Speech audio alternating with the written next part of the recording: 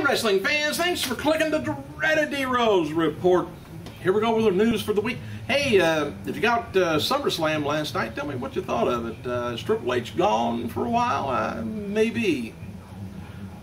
Alright, a little bit of inside info or backstage info. WWE Hall of Famer Mike Tyson, he was backstage at last night's SummerSlam pay-per-view at the Staples Center in Los Angeles. He'd been in Los Angeles past few days promoting THQ's upcoming WWE 13 video game, which features the legendary boxer as a playable character on it. Alright, former WWF WCW wrestler Tim Horner turns 53 years old on Sunday.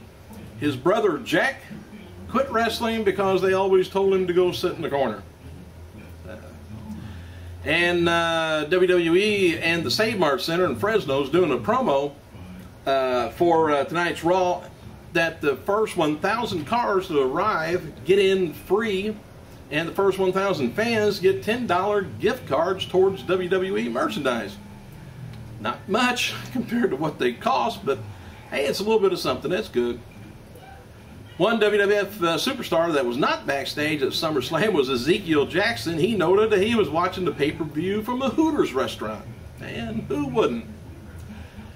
WWE's Executive Vice President of Talent Production, Kevin Dunn, reportedly blew a gasket, I guess during SummerSlam, with Fred Durst of Limp Bizkit fame flipped the cameras off.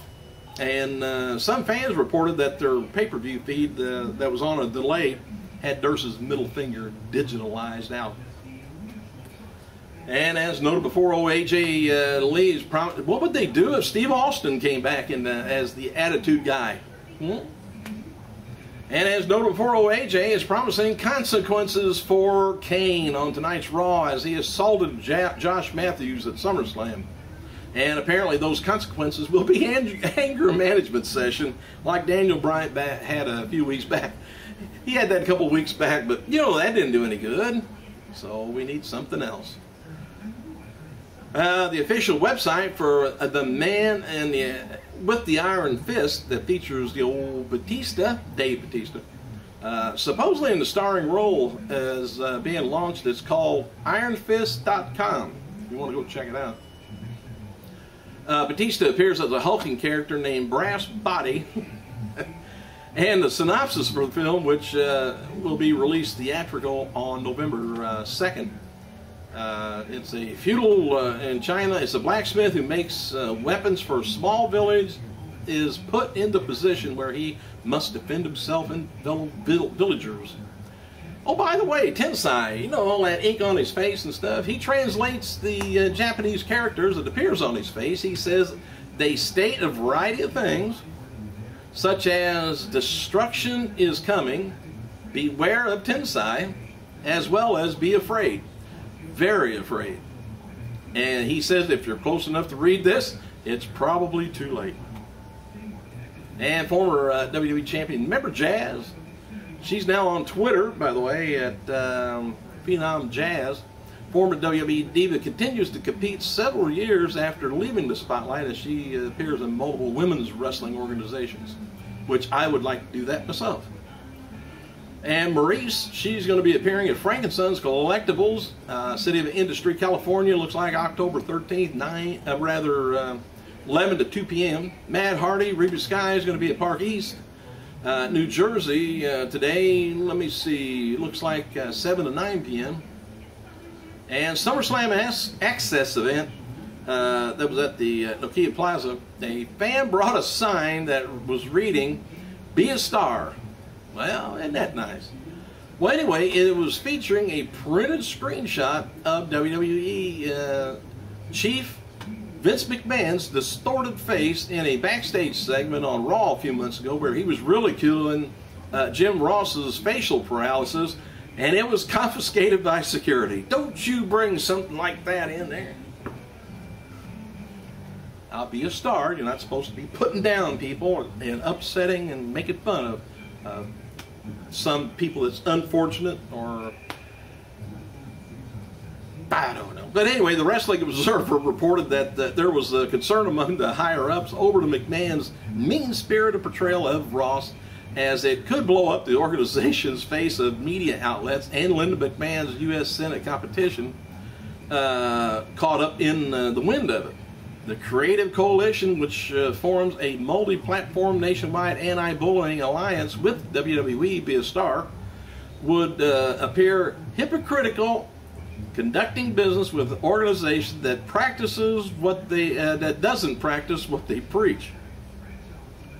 I think it's funny because you gotta have bad against good, evil against wonderful people. You gotta have the bullies against the non-bullies. You got to have that in wrestling. You just got to.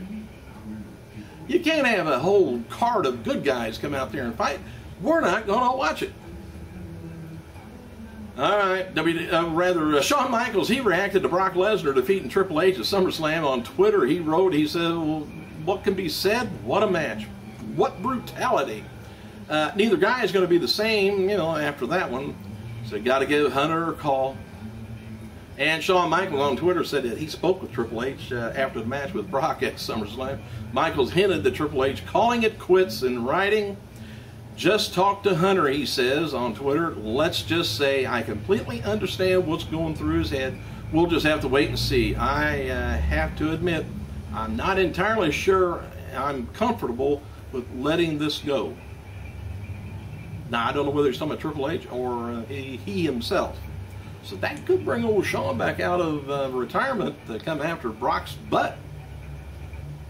Maria Menounos, Pierce Morgan, the cast of WB Studios The Day, that's going to be coming out, and former WCW World Champion David Arquette, Fred Durst, they were amongst the celebrities in attendance at Sunday's pay-per-view. Bret Hart praised champion CM Punk for his performance at Sunday's SummerSlam, and wrote on Twitter, he said, Punk, much respect for you. Punk replied, just following your lead.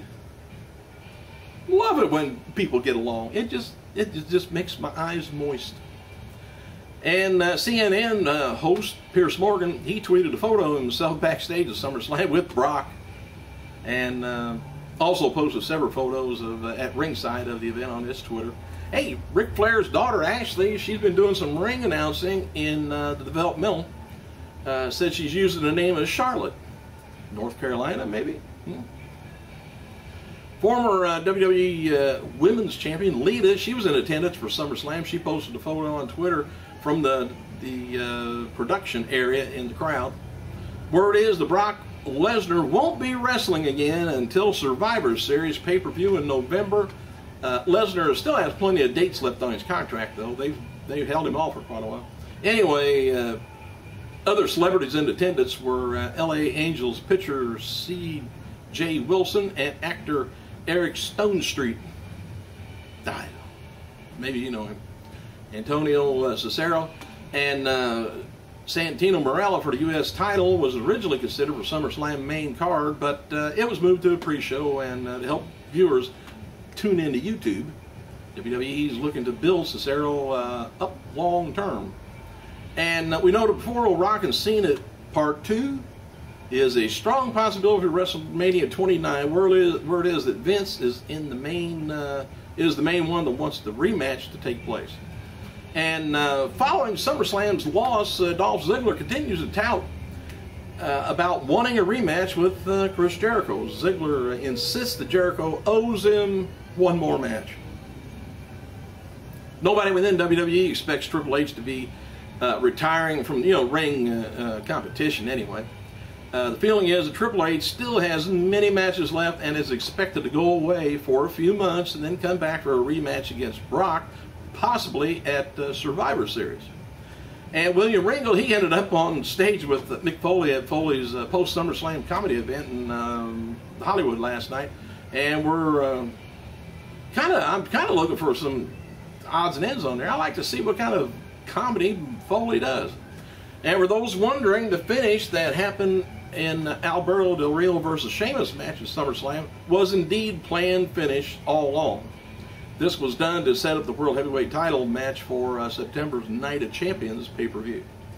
And TNA member of Aces and Eights group attacked Jeff Hardy at a Weekend Live event in Iowa. They attacked James Storm, the night before. Chavo Guerrero has been working on a TNA live events this past weekend also. TNA officials are considering Madison Rayne versus Brooke Hogan for a match this year at Bound for Glory. Brooke better get some activity under your belt of wrestling, maybe? Not with a microphone or falling off of a ramp.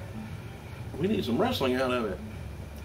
And the idea behind the match would be that Brooke does a bunch of mainstream media this weekend to promote her first ever wrestling match, and TNA gets the publicity that they need. Could work out good. Hope for the best.